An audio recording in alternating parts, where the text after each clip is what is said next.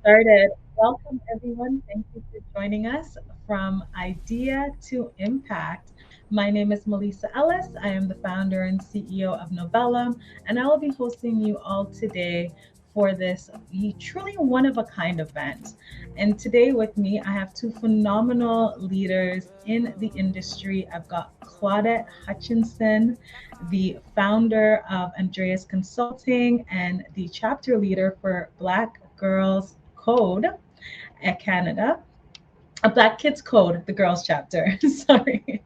And with me, we've also got Peter Ibuka Agbo, the amazing founder and CEO of Higher Right Foundation, Higher Right Services, which is, actually a company that I've used quite a bit to recruit from. And I believe that he's also the founder and CEO of Pass Consulting, which is a marketing firm that supports people with their marketing services. So I'm going to get things kicked off today. Why are we having this event?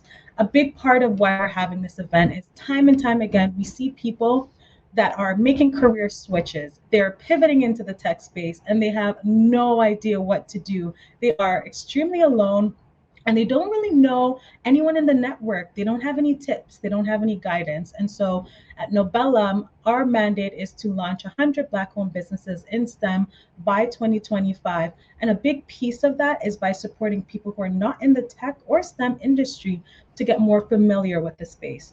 You may not decide to be an engineer tomorrow, but today we're going to kind of explore what other career options are available in the tech space. What does it mean to be an entrepreneur? And what type of mindset do you have to be ready to really take off in this space? I'm going to welcome Clara and Peter to maybe take a couple minutes and introduce yourselves. Tell us about who you are as an individual, as well as tell us a bit about your company and what your companies do. So, Claudette, we'll get started with you. So hello, everyone. My name is Claudette Hutchinson. I am the Chief Learning Officer, and I'm going to explain why I call myself that. I'm supposed to be the CEO, but when I thought about what it is that I actually do day to day, the idea for me was I learn. That's what I do. I learn about my clients. I learn about the products. I'm learning about the people that I'm working with. And so I said to my team and my board, I said, I don't want to be the CEO. I want to be the Chief Learning Officer.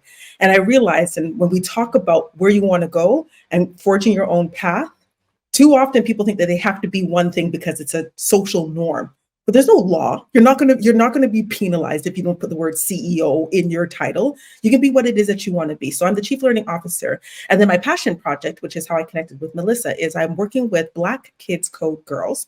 It is an organization that helps Black girls 8 to 17 discover STEAM. Now, for most of you who are used to STEM, some of you are used to STEAM. Robotics has jumped in and said they want an R in the lettering. So now for a lot of us, we call it STREAM. And so that's what I've specifically been helping with is I'm helping young Black girls realize that technology, and as Mel has said, you don't need to be an engineer, but you really need to have technology be a part of your life. And we're helping young Black girls understand that as well. So that is me. Personally, I love to travel a lot. I heard there's some Nigerian people. So Nigeria was there this last year. I just love exploring and trying new things and doing things that are different and building a legacy that will last and that I'm proud of. That's me. Amazing. Thank you for that introduction, Claudette. And guys, please keep dropping in the chat. Where are you joining from? I saw someone from South Africa just joined us. Welcome. This is an international event. Thank you so much.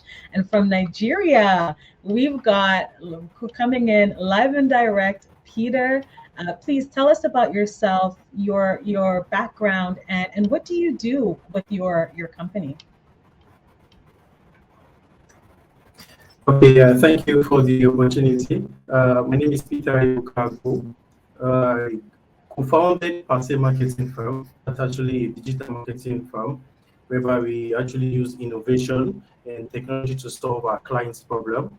Clients that are actually having issues with marketing and sales. I think that is like one of the big problem for businesses as of today. You know, the ability to be able to get the right audience for your business and also for you to be able to close them. So we are trying to solve that problem from our end. And I also founded IRI Services. That's a company or a recruitment company that handles outsourcing for brands as well.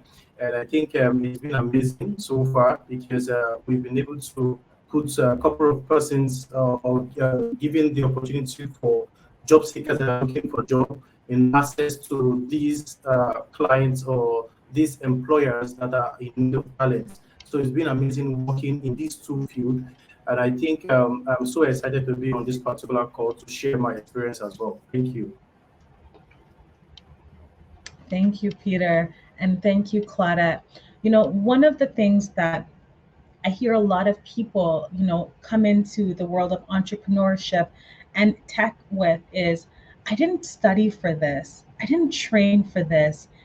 How do I get into this space, or how do I even do this? And so some people go online and they spend thousands upon dollars getting certificates, but they don't actually get the real experience that they need to be attractive in the marketplace. And I was once one of those people. I was a history student. Yes, I was not always in tech. And I landed in a project management job where I was seeing tech people, and I was like, that's the lifestyle I want to have. So I want to hear from Claudette. You started off in computer science, and now you are a leader that's providing training and development to future tech professionals. What inspired this journey, and what made you choose this career route? So, strangely enough, I hated school. I wasn't good at school. A lot of people are what we call now, it's a popular term, neurodivergent. And so I am on the spectrum, and I didn't do well in school. And my grade 12 year, grade 10 was when I started taking computer science, because it was one of those areas where they would give me a book and they would let you loose. And I was like, oh, this is fine. Give me a book, put me in a corner and let me loose and let me figure out how to solve this thing. It was fantastic for me. And then when I got to my grade 12 year, I had an English teacher who discovered them, because they weren't doing diagnoses of people, dyslexia, ADHD, like none of that existed when I was in school. And so my teacher's like, oh, I wrote a paper. My father was passing away, and I wrote a paper. And most of the times whenever I wrote anything, you took it away, you did it, or didn't hand anything in.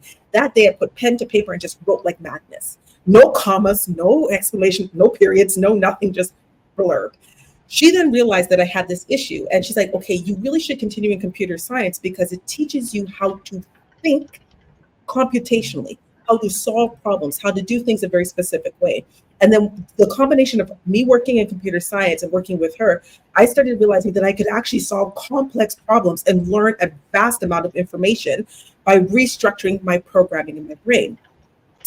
So then the other thing that sort of led me down the pathway of was that I stayed in computer science, but the other issue that I had was there was not a lot of, actually I was the only Black female in computer science at the time in the entire university. So I didn't necessarily stay in that vein, but the first company I ever worked with, we had to do a presentation, and they're like, Claudette, you talk well. Like I have the gift of gab. I love to talk.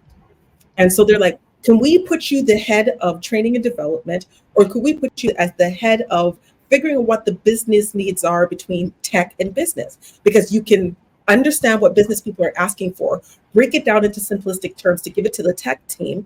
And then when the tech team is talking their technological mumbo jumbo, you could break it down and put it into business terms. So we're going to shove you in the middle as the training and development and the business needs analysis person. And I did that for a couple of years. And then I was like, I want to do something a little bit different. And I took a really convoluted path. So when you say, Melissa, like a lot of people don't know what direction, that's okay. You've got time. And follow whatever it is that you kind of want to follow for a bit. And then as you're following, there's two ways you can go about things. You can be very structured. I want to be this thing, and then figure out what the direct steps are through some research. Or the other thing is you can do exponential learning. So you can explore a thing and say, this is not for me. This area is not for me. I don't like this thing over here. So for me, I did a combination of both. I knew I wanted to become a CLO. I want to be a director. I want to be a manager. This is me at 8 years old. I'm going to lead people. And then where I was going to lead people, I didn't know. And I took the thing that I hated, school. It became my passion. How do you hack a human brain? Studying neuroscience is something that I need to learn, convoluted. Computers helped me to learn. And so then I amalgamated the science of how people learn, talking to people, gift of gab, technology, and build training and development now. So you don't have to have a linear path. Life is really actually not linear. And as an entrepreneur, if you don't learn this quickly, you'll have a problem.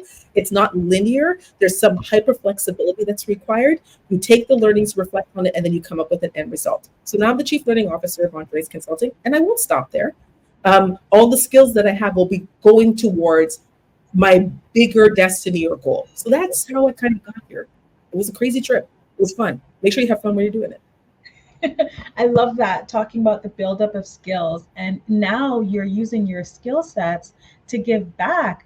Tell us a little bit about the workshop you're going to be hosting at our Biz Summit on June 15th. And how are you kind of using all the different skills from all the different experiences to create unique opportunities to really empower the next generation?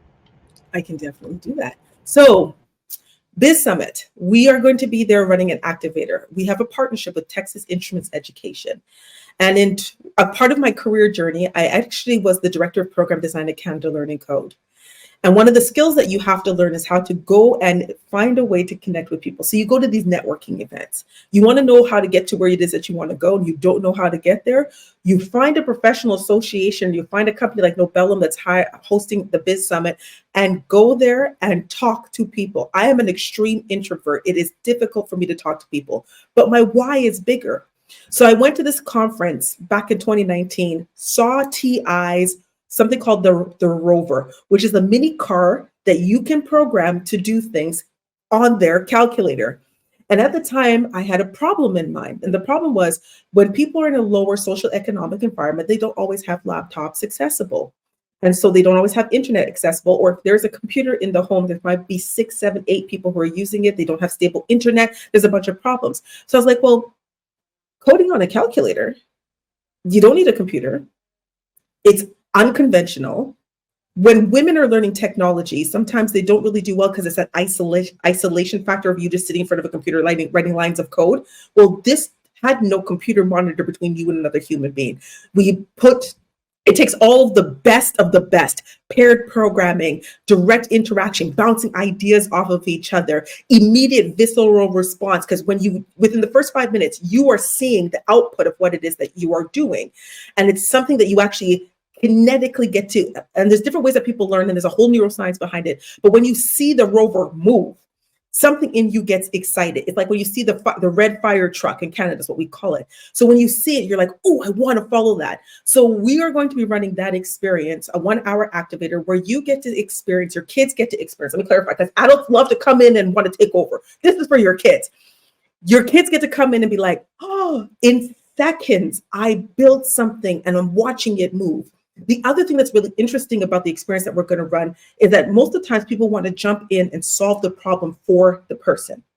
This, you step back and you'll watch the creative energy of a child start thinking about, well, how do I solve this? It went this way and I don't want to, and you see it because you're drawing stuff with this thing. And I want it to go that way. So what would I have to do? So for people who, it's a mathematical component. For people who hate math, they love it. I hated math. I started playing it. I'm like, oh, I'm going back to Khan Academy and I'm going to take my levels in math. I went to a math class with a director in mathematics, and I sat there, and half the stuff she talked about, I did not understand, but I was so excited to be in there based on the experience with TI. So that's what we'll be running at the particular experience, and why I think it's very valuable to have an unconventional method is the statistics hasn't changed. So for the last 20 years, I've been hearing there's not enough women in STEM. There's only, 20%, 30%. And I'm like, but we keep on teaching it the exact same way. Folks, definition of insanity, do the same thing over and over, expect different results, calls you insane. I'm not insane. I am crazy. So I like to do things a little bit differently in order to get different results. I have a statement that my team hears me say all the time. If you do what you've always done, you will always get what you always got. So stop doing what you've always done so you can get something different. And so that's the way that when we do our training and development, we amalgamate the best things from the world to build better unconventional experiences. Wow. Like I'm going to be using your quotes all week long. Like that was just so many barriers, so many obstacles could easily come down if we change our approach. And the other day I was at a conference, and someone was talking about the percentage of tech, black people in tech in Canada. It's less than 3%. Yeah. 10 years ago when I was in university, I heard the same exact stat. You're Yeah. right, it's not changing, and our approach is staying the same. And I think a huge part of why I admire you so much is you're willing to go the unconventional route and look at the status quo in their face and say we need to do things differently. And that is a huge thing that we try to propel at Nobellum, and why we want to give you that platform to team up with you and show our community another way. And a lot of the times you go to these STEM conferences, there aren't things for the kids. And then we wonder, why are there not more black people in the careers? Well, there is a disconnect. You're introducing it to them when they've already picked their careers, they've already decided what they want to do. And Yeah. so I think with this, we'll be able to catch them a lot younger and really, really engage them. And, marketing is a huge part of it, talking about the community and what we want the community to think about differently is something that I think, Peter, you have been doing a lot of lately. I have been seeing you grow tremendously over the last, 3 years now. We've been working together, and I've watched you use technology in a very unique and unconventional way. I've seen you build hundreds of people in WhatsApp groups, thousands of people in Telegram groups, being, Claudette mentioned a lot of people who are not in the position to access resources. You have found unconventional ways to give them access. Tell us a bit about your journey of using marketing as almost an outlet, and how technology has been instrumental in you reaching audiences, educating and training audiences who may not have access to the same resources as you. Okay, thank you. When I started, I think I didn't have those resources, right? It was a very, very hard one for me. I'm speaking from Africa, so every other person in Africa is going to relate with what I'm saying. So it's we have a lot of limitations. It can be no access to resources. It can be the network is just like a problem. Everything is just somehow upside down. But I think I think what a lot of entrepreneurs or startups are actually doing is they create, like say, room for excuses why they are not doing this, or why they are not involved in this, why they're not learning marketing, or why they're not trying to use tech. But I think what I did was I actually did it the hard way. It was not really an easy task for me because I was, like say, I tutor myself at some point, and that takes a lot of time for me to be able to like get things done because it's just going to be back and forth. You understand? I'm just going to learn. I'll try to implement, and if I fail, I'll go back again to the drawing board. And I think not until I actually find an opportunity to actually get closer to a particular community. So there's something that actually helped me in terms of my process, joining a community or a tech community that has, well, I say these resources that I'm looking out for. And Nobellum also helped. Like I can't even share my story without talking about Nobellum. I remember in 2021 when I joined Nobellum, I joined right trying to like work with Nobellum, but I think I end up learning a lot from our ecosystem, from the opportunities that we have at Nobellum. I think I was also opportune to work, or rather to learn from Dell Technologies and Taproots as of 2 years ago, and that was from the head of Nobellum. So I think assessing this information and getting these resources is like one of the key problems. Like a lot of Africans or a lot of persons or entrepreneurs are finding difficult. And I think if you really want to do very well in marketing, if you really want to do very well in tech, you just need to like look for a particular platform or a way that you can tap into this network and probably have access to these resources that's also going to help you. And I think Nobellum is like one of the ecosystem you want to get closer to at this time. And I think that's why we're also having the BIS Summit, right? To, bring together different tech entrepreneurs, investors. We get to network with each other. Just like Claudette said, networking is a very, very important a way to grow in any field that you find yourself. And I think Nobellum is actually doing an amazing job with that. having, will I say, a platform where we can have a lot of foreign investors come in, a lot of partners, potential partners that you can work with. That alone is going to, like, catapult your journey and make you be on the right path for your journey. So I think for my own journey, for what I do currently in marketing, I think I've been able to tap into, will I say, the tech space, which is very, very helpful. Like, as I speak to you, there are various, or will I say, there are various things you can do in marketing that you may be doing, will I say, manually, that you don't even have any idea of, right? So we can automate sales, we can automate marketing in a way that you can be sleeping and your mobile phone or your PC is actually doing like a lot of work for you, and that is because of the importance of tech. So I think if you really want to get closer, if you really want to get these things done very well, you just need to tap into a network where you can actually learn how it works. It becomes much easier because the right knowledge is actually what is going to get you to the perfect, or will I say, get your business to the perfect level that you want it to be. And I think with Nobellum, and I think with this section, even as we are having this section, is also a means for you to get information, get connected with every speakers as well, so you can be able to like better yourself as an entrepreneur. So thank you. Amazing. And so, as a follow-up to that, Peter, can you kind of just give us what are three top tech tools that you have used to build your career? I look at your following of 60,000 LinkedIn followers. What would you say if someone looking to build out their career, but may not know what tech tools to start with? What would be your top three?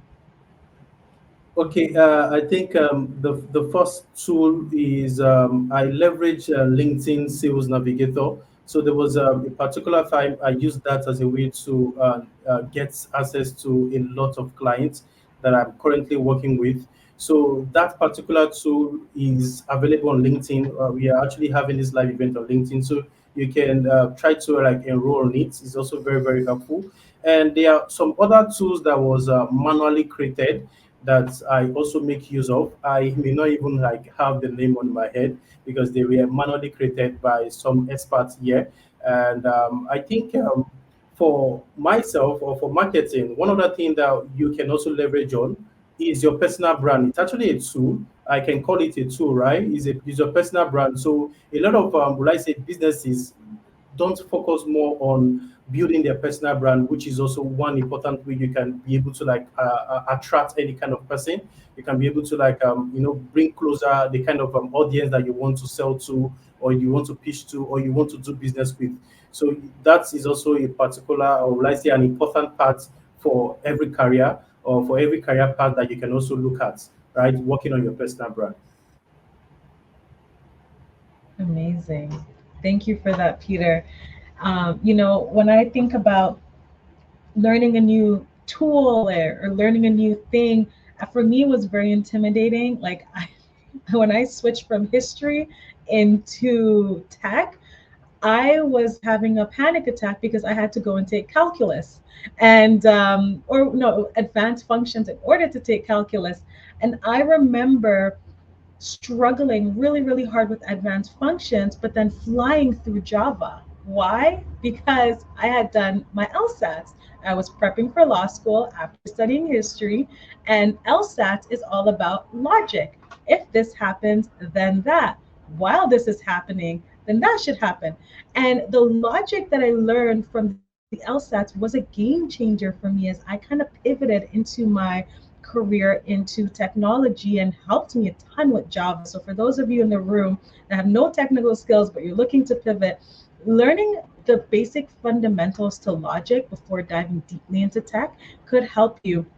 But there was something really at the core of that because several times I wanted to give up and I realized I needed to change the way that I looked at obstacles and I needed to change my mindset. Claudette, you have pivoted a ton of times and somehow still maintained to be an inspirational leader. And I think a lot of that has had to do with your mindset. Tell us a little bit about the mindset that you have to have when navigating your career from a traditional job into entrepreneurship, from one industry to another. What has worked for you?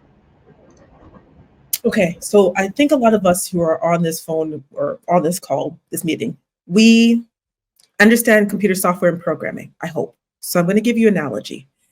So a lot of times, the same way when we write software, so I was a software programmer first. I wasn't in the hardware, I was in the software. We write programs and the programs produce a particular result, right?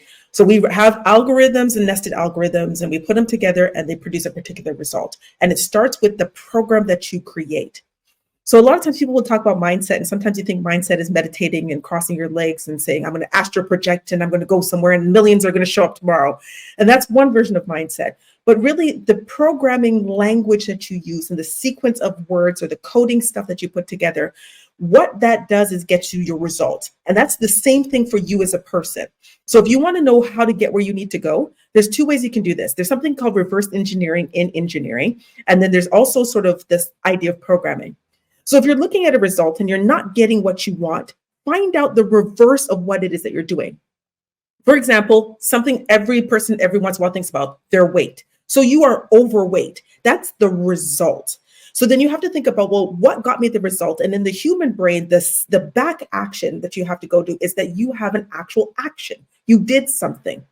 That action was a result of a feeling that you had. That feeling is a result of a thought that you had, and the thought that you had was coming from the programming that you have.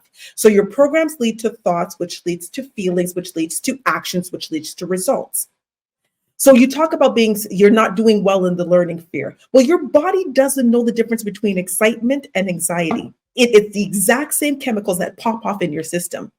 If my programming says to my body, that is anxiety, and therefore it is bad, and so I don't want to take on mathematics, or I don't want to take on this particular challenge because I have anxiety, because that's what you're programming yourself to believe.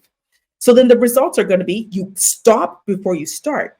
If I say, oh, I've got butterflies in my stomach, that must be excitement. I can't wait for me to take on this challenge. I can't wait for this to be a better opportunity for me.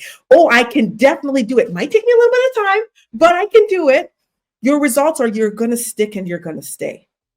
So your programming is actually what the problem is. And so for every person that I deal with and when I'm talking to them is that your programming starts when you're younger. And sometimes you have to actually do the hard work. The hard thing about hard things is to look back and go, where did I get that idea from that I couldn't do it? And 90% of the time, so I grew up Jamaican. One of the things I had to do a reflective activity the other day is my relationship with money. And so I was looking at my relationship with money and I was like, what is wrong with my relationship with money? And I grew up in a church environment and we were told, and people said it wrong. It's, sometimes people didn't know how to read. So the money was the root of all evil. So I'm like, well, I don't want to be evil. I want to make it to the pearly gates. I want Jesus to say, well done. And if you don't believe in God, that's okay. But that's what I grew up under. And so I would be like, I can't have money because I'm going to end up in hell. Oh, no. Well, then I had to go back and go, well, that's programming. Even my personality, see me, I'm vibrant, I talk, that's my thing. Well, when I was growing up in a Jamaican culture, it was children should be seen and not heard. I grew up in a church environment, women shouldn't teach.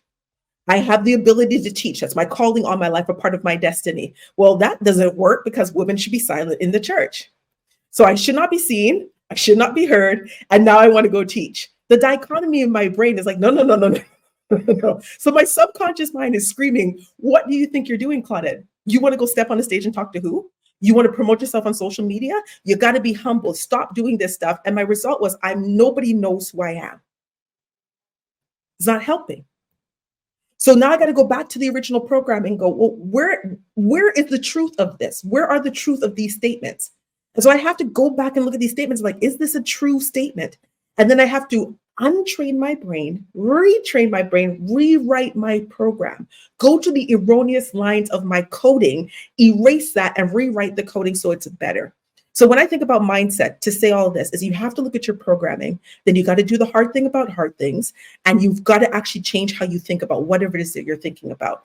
And then when you go through the difficult times, because it might take longer, but you can definitely get there, your results will change. And so any part of your life you don't like the result, my people perish from lack of knowledge, you got to pay the ignorance tax.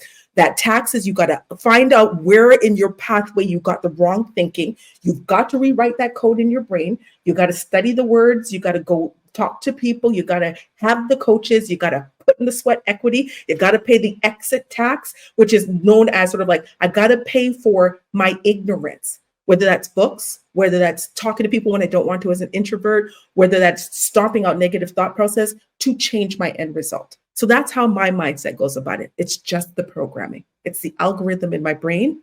I have to erase it. I have to rewrite it. Wow.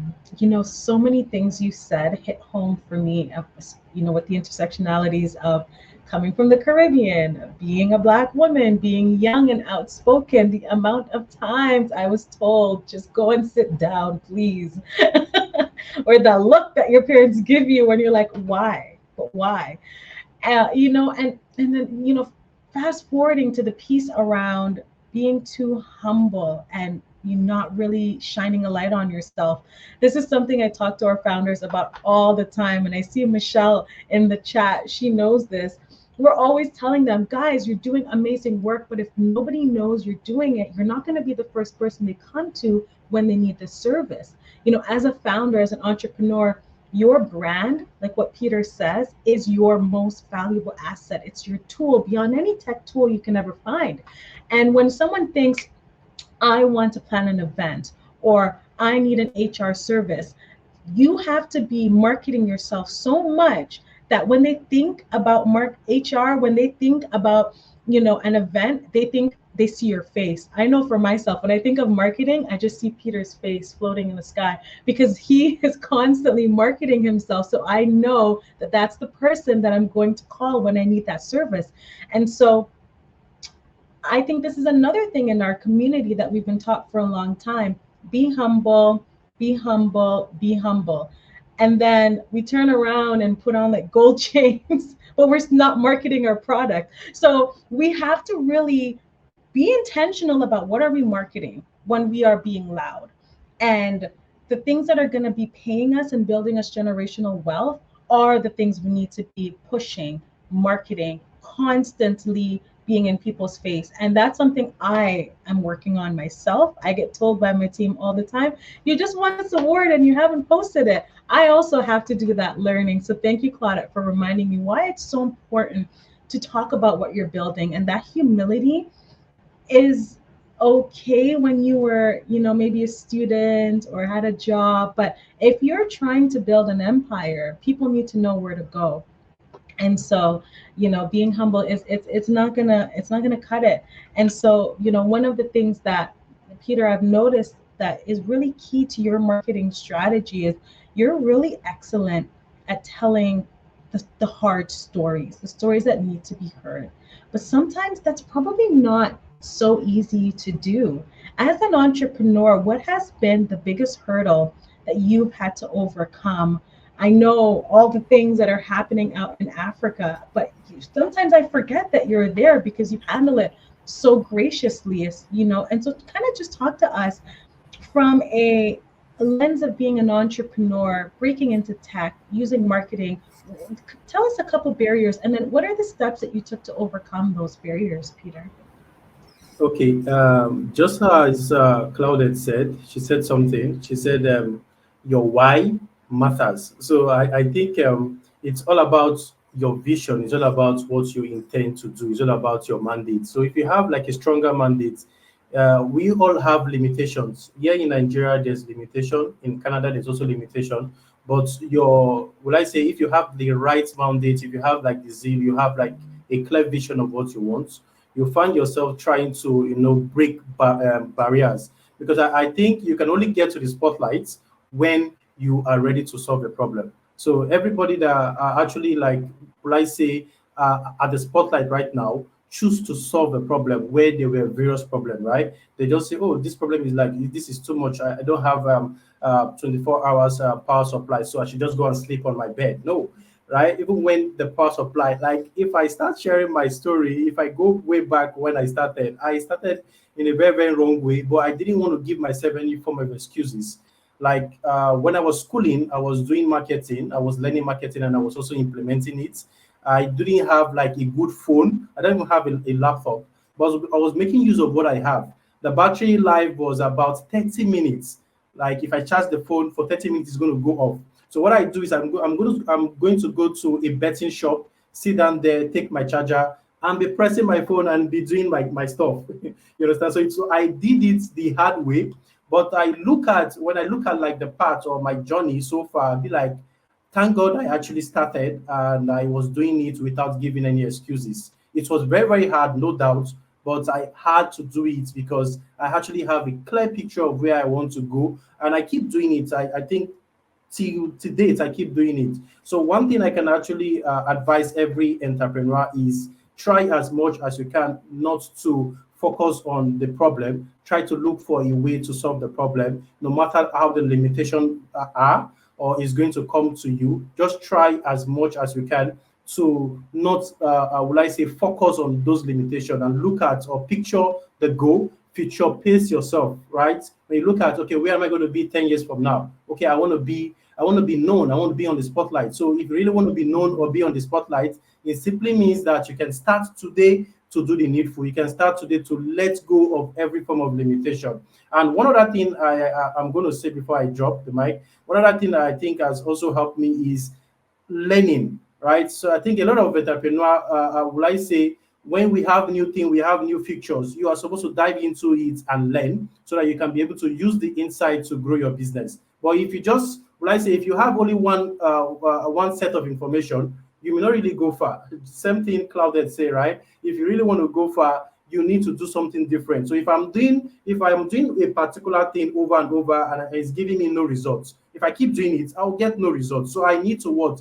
Change the strategy. And I think that is also something a lot of business owners, entrepreneurs also need to do for their business if they want to do marketing the right way. Marketing is very, very simple. The heart of implementation is where the problem is, right? So social media marketing just revolve around you generating leads, nurturing them, and closing them. So whenever you're making a post, you need to ask yourself, is this post good enough for me to be able to generate leads? Can I be able to nurture them when my prospects come to that particular post? Are they going to see me for what I do? Can I really position myself with that particular content? And can I end up in closing them for a longer term or business term? So, yeah, I think if you can do that, it's going to be amazing for you as a person as well. Amazing, amazing. So many great takeaways from today's conversation. I want to hear from the audience. What has been standing out to you? Are there things that you're hearing that maybe you thought that you heard it somewhere else, but you weren't sure, and now you're hearing it from someone who's used it and applied it and it's working? Talk to us. Let's hear from the audience. I think my last question for you guys before we open up the Q&A to the audience is, if you were to go back to your, let's say, 15-year-old self, is there something you would do differently? And if so, what would that be? Either one of you can go first.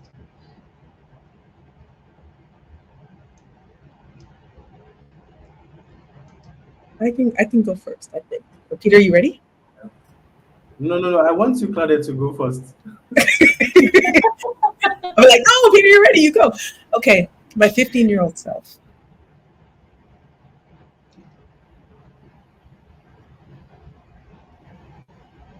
Don't let anybody dull your shine. Right? The hardest part about being who I am right now is that I listen to the advice of those who really love me, like they love me. And the pathway that you need to take is you got to go to school this way, you got to get the degree this way, you got to go work for somebody. At my core, I am the worst possible employee you could ever have because I have an owner's mentality. And so when companies hire me and then don't let my owner's mentality come to the forefront, I'm a miserable person. I'm not the person you want to work with because I want to I want to improve. I want to try new things. I want to experiment. And you want me to be a rot worker, a linear worker. You want me to do everything in a very specific way. And I'm I need to experience. The reason why I do training and development is I get to jump in all kinds of different fields of expertise. I want to spend 4 years. I can spend time with the doctor and find out what they do best. And I'm like, why are you limiting me? So if you were a company that were like, yo, we need a creative person to come in with a couple of guardrails. Loved it. But most of the times it's like, do this way, only this way. And I'm like, it's not producing results. So why are we doing it this way? And I can't ask, but the rebellion part of me is going to ask anyway. So I'm like, it's not working. Why are you forcing me to do this? So for my 15-year-old, I would say, you know what? When they stomp on you, because they did, when they tell you you can't, don't worry. It's going to be okay. Don't dull your shine, because I would have been an owner faster if I didn't dull my shine for other people. I would have been like exponentially different. And now it's like I have to. And here's what's interesting. And when I say pay the ignorance tax, I'm going to say it this way. The Bible says, my people perish from lack of knowledge, because you don't know something. So now I got to pay. Some of my mistakes are $150,000 Canadian. I have to pay this tax because when I was 15, instead of learning at the time, I said, let them push me down and be okay. No, 15-year-old you, don't let nobody dull your shine. Roll up to the biggest person, ask the questions that you want, understand what the situations are, right? I tell people, this is my last thing, don't take constructive. The other thing I tell my kid, if I'm my 15-year-old self, never take constructive criticism from somebody who's never constructed anything. Because how are they advising you? They're afraid. They're not moving. They're working the 9 to 5. They hate their boss. They hate their life. And they're telling me what to do? Yo, no. My 15-year-old be like, yo, don't listen to those people, because yes, Claudette. So get up, go. I don't care how ugly it looks. I don't care how nasty it gets. Don't dull your shine. Don't take constructive criticism from somebody who's never constructed anything. Pay your ignorance tax. Learn the situations that you need to learn as quickly and effectively as you can. Then go do what you got to go do in this world. That's what I tell my 15-year-old self. See, I wish I met you at 15. Now, so which is why I'm like, this is why I do the black. I was 15. I wish I met you when I was 15, because that's the advice that I would love to hear. And the passion is your bruises, and I can feel it. Absolutely. Absolutely. And this is why when people are like, why do you do the Black Kids Code thing? Why did you take a year off of work to do it? I'm like, because I need young Black girls at that age when they're trying to figure out who they are. Please, if my words hit you and you learn when you turn 20 or you learn when you turn 25, don't wait till 50. I'm 50. I started making the adjustment at 47. For those of you who think you're too old, there's no such thing as that. So for me, it was like, boy, if somebody had come to me at 15 and said, girl, the people you're listening to, look at their life. Look at the result. Is that what you want? And then maybe I wouldn't have paid a drop of attention because you're 15 and you're rebellious and adults can't tell you nothing. But when I got to about 20 or 21, I would have been like, there might be some wisdom in this thing that old granny told me when I was 15, because everybody lifestyle, I'm not liking it right now. And maybe I should my trajectory first. Never too late. Still got to pay my ignorance tax, but it's okay. So that would be me. And now look at you. You have your own company. You are leading an amazing initiative. I think you guys are going all across the TDSB, getting chapters built everywhere. Like, you are someone that people should be listening to. And for all the young ladies out there, you're not connected to Claudette yet, please do get connected. It could really change the trajectory of your future. Thank you for that, Claudette. Peter, let's hear. It's here from you. What would you tell your 15-year-old self? It's been amazing hearing from Claudette, and I think I have similar things as well. But for me, 15 years ago, I think I should be around 14 or thereabouts. I should be, and I think what I'm going to do is probably try to get hold of every opportunity that I get, because I think I started marketing personally 7 years ago. I would have started 15 years ago if I have like the idea, because I think the more you devote your time into doing something over and over, you become very good at it, right? So I think a lot of, will I say, youths currently are missing a lot of opportunity, which is not a very, very good one. Just like everyone listening to us on this particular call, we have the BIS Summit, the Black Innovation in STEM Summit happening in June 15. And you must have seen us post, if you check our profile, Nobellum's profile, you must have seen us post about it. What is stopping you from registering? That's actually an opportunity I'm talking about, right? So when you see any opportunity around what you do for work, you should dive into it. So I think that is one thing I feel that growing up, a lot of opportunity that's supposed to like make me go very, very far years back, I neglected them. Ignorance, right? So it's actually not a good one. So I think I thank God I'm doing better, and I also thank God we have ecosystem or platform like Nobellum that make us to be on check as well. Thank you. Amazing. And if I could go back to my 15-year-old self, I would say everything you guys said, plus don't drive so fast because those speeding tickets last for 10 years. When I first got my license, I was like, wee! And then, you realize that 10 years later, it's still on your record. So thank you all so much. Thank you both for just the nuggets, the golden nuggets that are so hard to come by from people who have done it, right? I learned the hard way taking advice from people who are not where I want to be. And these are people who I can absolutely tell you they're where you want to be. I'm still trying to catch up to them.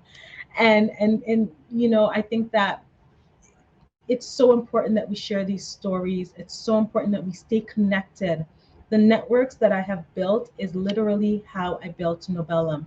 And so if you are meeting people here in this room at this event, please do feel free to stay connected with them. I'm going to check in the chat. Do we have any questions from the audience in the chat that you would like to ask to these lovely people here? We've got about 10 minutes of Q&A. So please feel free to drop your questions into the chat. I do see one question, which is asking, is Peter from Nigeria? Yes, they are good at telling their stories unapologetically, definitely. Oh, did I just do that? Interesting. Okay. So I see another question. I should join Nobellum. Where can I sign up? So you could definitely go to our website at nobellum.com, and at the bottom you will see an opportunity to join our newsletter. We are launching a membership platform very shortly. So in the month of May, we'll be hosting some exclusive speed networking events for startups who are looking to connect to a potential co-founder or team members. One of the things that I hear a lot from people is everyone is so spaced out in Canada. It's such a big country. How can we get connected? Well, we're intentionally building safe spaces for you to speed network, for you to get connected with the ecosystem. Charles, you look familiar. I think I judged your startup in a pitch contest at Afrofusa. I have a really good memory. It's the programmer in me. So yeah, thank you so much for that question. If there are any other questions, we are happy to take them from the audience at this time. If not, I will just give a moment and see if anyone. Okay, so I see a question from Deborah. Can small startups in Nigeria join? Great question. So we are going to be having about 5 to 10 slots open to international startups for our innovator program. This is a very unique thing, and we fought very hard for it because most Canadian accelerators do not have an opportunity for the international community. And so we take applicants from the Caribbean and from Africa. In our last cohort, I believe we had about 5 founders in Africa and about 3 in Trinidad and 2 in Jamaica, 1 in Jamaica. And so we are creating spaces for startups to participate internationally. And so what that process looks like is when you're applying, you will indicate that you're joining virtually. You'll let us know from where you're joining.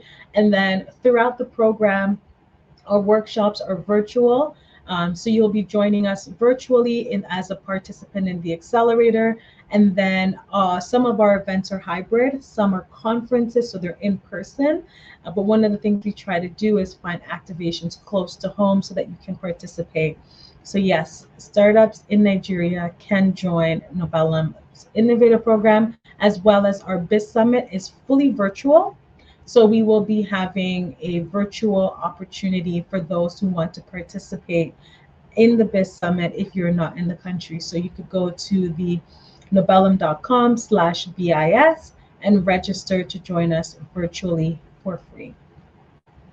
At the Biz Summit, okay, what are the criteria? So the criteria for joining the Biz Summit is, there is no criteria for the Biz Summit. The criteria for joining the Nobellum Innovator Program is you need a website and a pitch deck. So if you are at the idea stage, you still need to provide your website and pitch deck. And there are 3 streams. So there's the idea, there's the growth, and then there's the international. All of them require a pitch deck and a website. If you want to join the growth stream, you need to be able to show us that you have a full MVP, meaning you have a product or a service or a platform or a robotic arm, right? Because this is for founders in STEM, that works, and you have a revenue model behind it. You have some traction, you have a go-to-market strategy, and you're able to actually process clients and offer and deliver a service. So that is the criteria for joining. If you are looking for the growth stage, as I said, for the idea stage, you just need a really great idea. You need a team. If you are a solopreneur and you don't have co-founders, that is fine, but you need to show us that you have at least a senior advisor or somebody that is supporting you on this journey.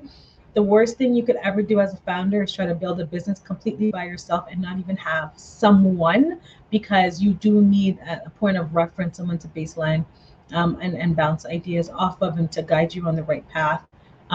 So yes, you need a pitch deck and a website for all streams, and we'll have more information on the website that's more specific to the details around the idea stream and the growth stream. All right, so it looks like we have one last question before we wrap up. Camille says, don't take constructive feedback from a person who has not constructed anything. That's my theme for the day. Yes, girl, that is my theme too. Thank you to Claudette. Amazing. Well, thank you so much, Claudette and Peter, for your time today. It has been really meaningful for our ecosystem and our community. We cannot wait to see you at the Biz Summit, Claudette, teaching young people how to code in the most easiest and like real and non-intimidating way. I love it. Love how simplified you guys have made it. We really greatly appreciate the partnership with you, Black Kids Code and Texas Instruments, to deliver this.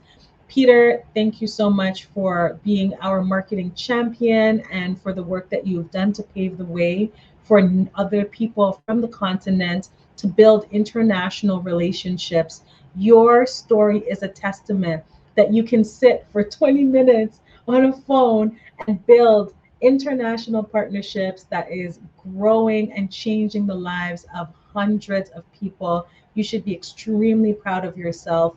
The conditions that you have gone through and where you are today is something that needs to be heard. And I'm so grateful for you sharing your story, and keep doing the great work that you're doing. Thank you both so much, and I hope you have a wonderful day. Good night, everyone. So here we are at the City of Toronto Small Business Forum. I've been with Nobellum since before it was Nobellum, and just to see where we are today, you know, on the main stage at the SBF is amazing. My name is Akeisha Moody, and I'm the founder of NMCD Incorporated, a financial coaching and business development company. Hi, my name is Aziz. I'm one of the startup coaches here at Nobellum. My name is Abdel Ali, and I am the founder of Kiwi Charge, charging for electric vehicle owners that live in existing buildings. Industries from energy, accessibility, sustainability, and it's just really exciting. When I first came into the cohort, I was super scared because I had no idea what I was going to get myself involved with. When I first learned about them, I was very fascinated by the mission to mint about 100 Black-owned startups in STEM by 2025. The opportunities, the mentoring, the access to funding and advisors. Thanks to all their amazing and wonderful resources and tools, I've been able to leverage and understand tech a whole lot more. I would encourage you, if you're ever thinking about starting a business or starting a startup and you really need some guidance and some coaching or some support in launching or getting out to market, join Nobellum. They've got a great team. Overall, it was an amazing experience. I've made friends that I'll cherish for life and relationships that I can always count on.